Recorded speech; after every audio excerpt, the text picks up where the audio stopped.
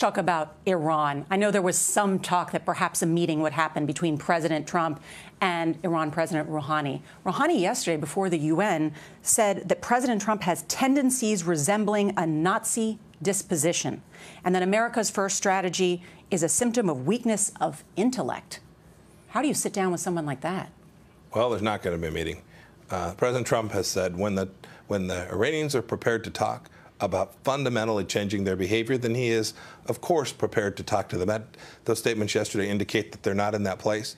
And it is outrageous for him to say such a thing for a Holocaust-denying country that is threatening Israel. To compare the United States or its leader to Nazis is among the most outrageous things I have heard. And I will tell you, in diplomacy, you hear a lot of them, the most outrageous things I have ever heard.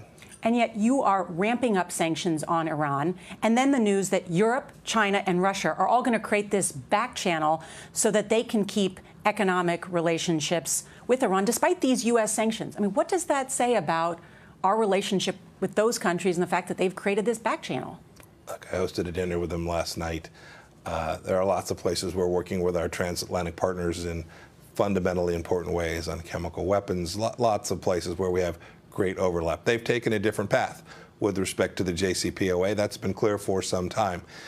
Here's what I'd say about their decision yesterday. To continue to create mechanisms to fund the world's largest state sponsor of terror is disastrous policy, and I hope they will reconsider it.